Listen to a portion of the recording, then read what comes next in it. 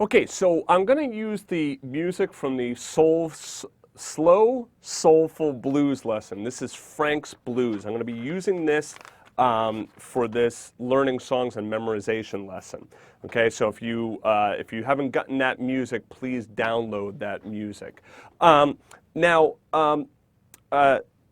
What we're going to talk about now is we're going to talk about how we can break down a piece of music to make it easier for you to learn.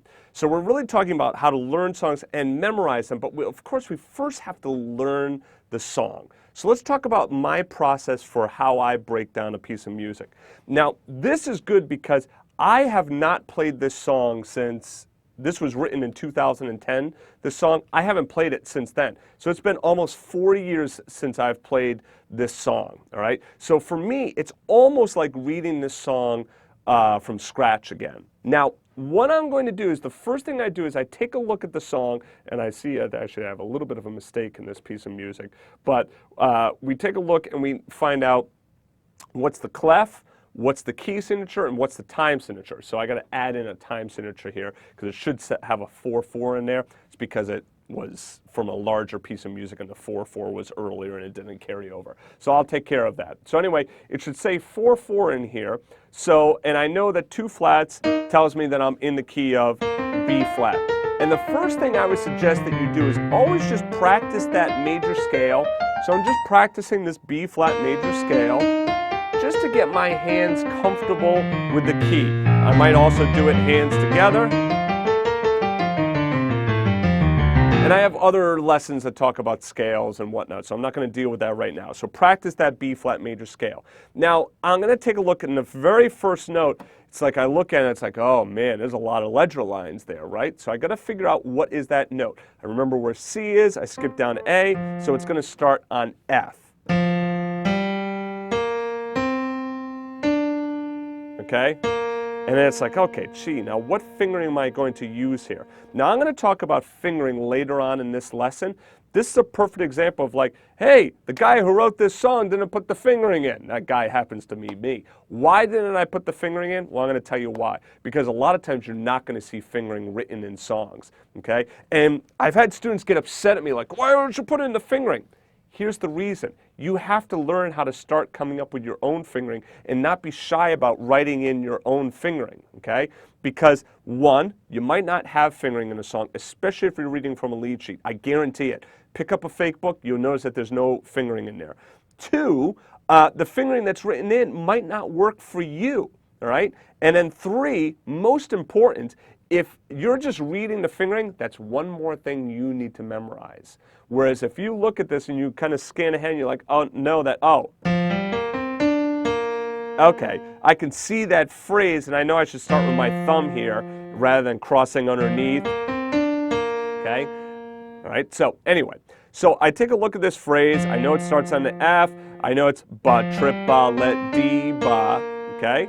I take a look at the left hand, I can see the note F. Now in reading this quickly, I look at that F and I know that that interval is the interval of a fifth because it's a space, skips a space, goes down to another space. That's an interval of a fifth. I also see the B flat 7 chord there, so I know I'm going to be playing a B flat down here. All right? Now this E7 chord, and again, I can look at this measure and I could quickly see that, oh, there's my E, and I know that this interval here is the interval of a seventh. I've memorized that interval, all right? So really important to start to do that. The right hand, I see like 2 sharps in here. Now I know my writing, I know I'm going to be writing in something like this, but if I double check it, G sharp, F sharp.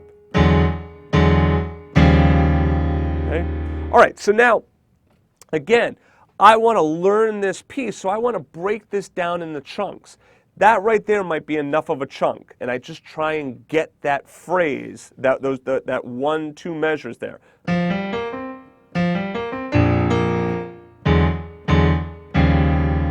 Now, this is something that's extremely important about practicing in chunks, okay?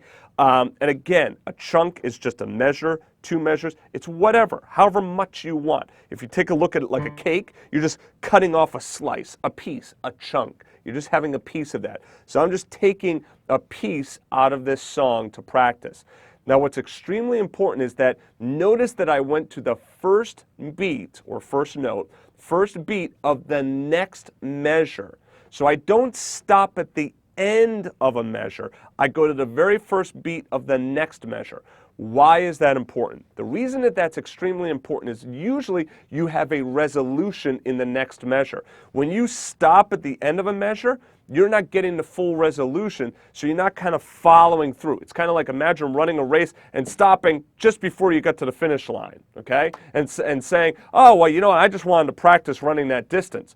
Well, you might as well go to the finish line, especially if you're only 1 foot away, all right? So run all the way through, okay? And just like, actually, to continue that analogy, in racing, they say, don't stop at the finish line. They say, run through it, right? So run through it, that way you get your full speed going across the finish line, okay? Same thing here.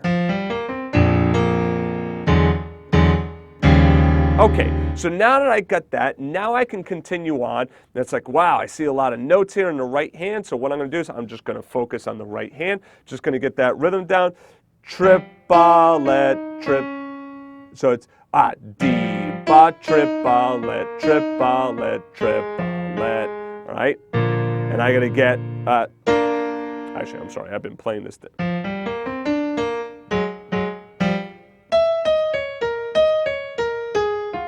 Okay, so now here, I got a little fingering issue here. So I'm going down here, ba, triplet, triplet. So I'm going to cross over, triplet, okay, to get to this. So you see what I did here? So I'm over here, I normally get my pinky, triplet, triplet, and I get my thumb here, and it's like, oh, gee, I just got myself jammed up because now crossing over is like kind of weird, isn't it? Right? So I'd want to figure out what fingering works well. So what I would do is, so I know automatically I'm going to come up to my pinky. So what I would say is I would put a 1 over that last B flat, and then I would put a 3. Okay? So I'd write in the fingering of 1. So 1, then 3. And I would know from there that I'm naturally going to put my second finger, middle finger, and then go up to the B flat chord. So then I'm going to practice that. Ba, triplet, triplet. And then let me get the left hand there. Okay. Oh, and actually, you know what? I went to that. Wow, I did quite a stretch there. Okay.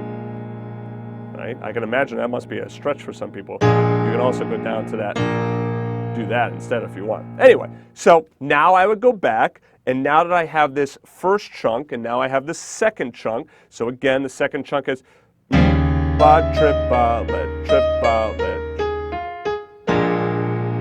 Okay? So now let me go back and practice the first into the second. Ba, triplet,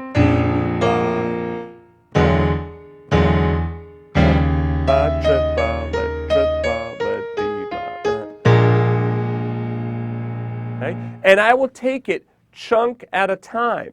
You know, again, don't worry about the memorization. You know, I will talk about that later on in this lesson. Right now, we're just trying to break the song down into chunks. Again, remember, I go to the beginning of the next measure. Critical. Like if I didn't, then I would get this. Ba, triplet, triplet. Sorry. Ba, triplet, ba, triplet, triplet.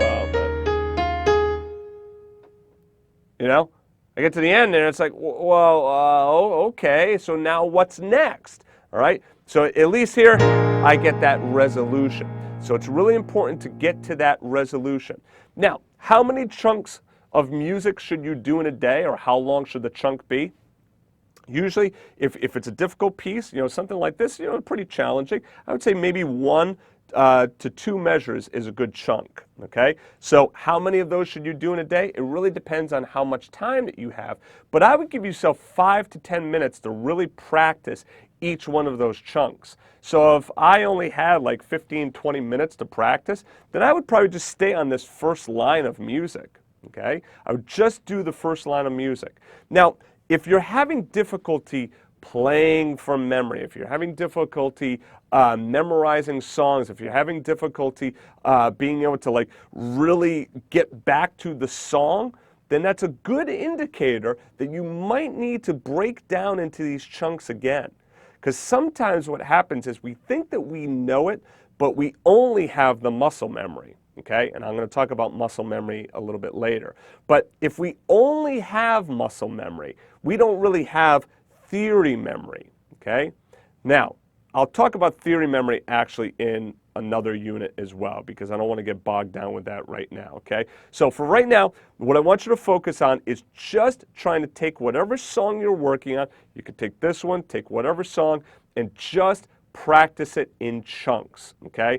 I'm only going to put probably the first half of this song up here, because I'm not worried about the whole song. The whole idea of this lesson is just to teach you how to learn a song, not necessarily learn Frank's Blues. If you want to learn Frank's Blues, that will be in the slow, soulful blues lesson. Okay, so check that one out. Anyway, I'll see you in the next chapter.